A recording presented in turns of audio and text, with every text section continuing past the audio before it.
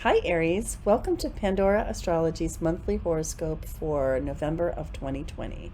This month you're going to find a lot of themes about relationship and intimacy. And if these themes make you want a reading about that, you can find a lifelong love reading link in the YouTube description below. We've got a lot to say about Mercury and Mars retrograde, and also moon activity, sun activity, and a couple of other things. Julia, you want to kick it off for Aries? Well, hey, Aries. So Mercury begins this month retrograde in the sign of Libra, which corresponds with your seventh house of partnership. So recently, you probably experienced a number of miscommunications with your partner. Or if you're single, you may have been rethinking what your future partnership needs may be. Now, on November 3rd, Mercury goes direct. So after that time, you'll be able to kind of finally smooth over some of the wrinkles in your communication with your boyfriend or girlfriend. Now, Mars also begins the month retrograde in Aries, but the good news is on November 14th, it's going to go direct in your first house of self.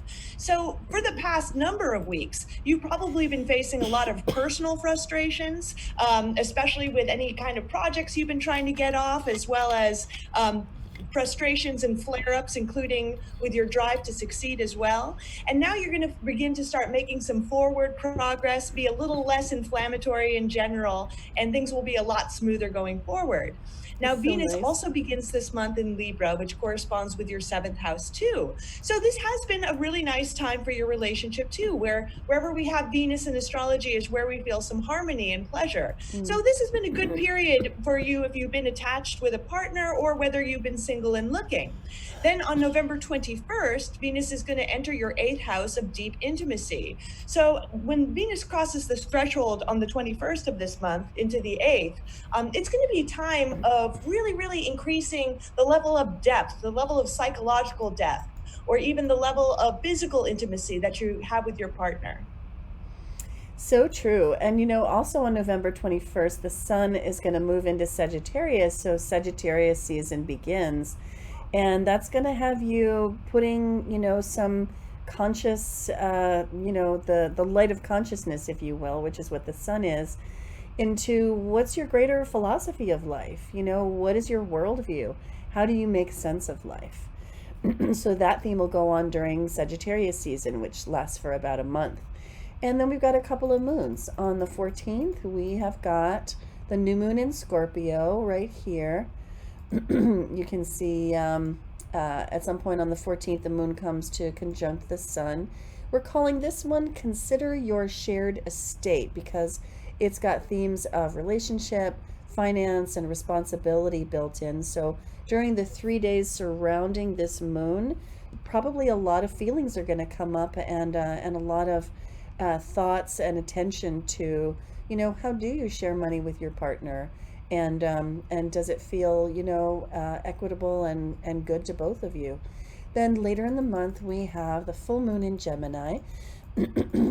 And that is going to be on the 30th, right here. Moon in Gemini, sun in Sag.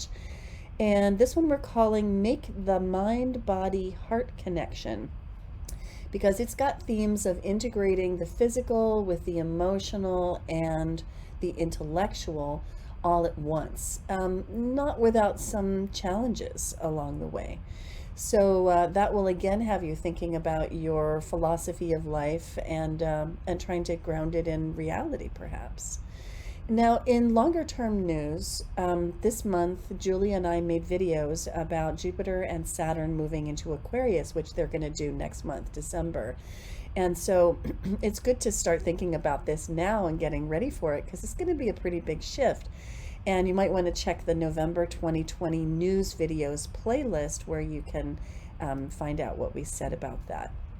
So, if you are enjoying these horoscopes, please do be sure to like, share, and subscribe. And if you want that lifelong love reading, because relationships are really, really up this month, either of us would love to see you. And until next month, we'll see you around the cosmos. Bye. Bye bye.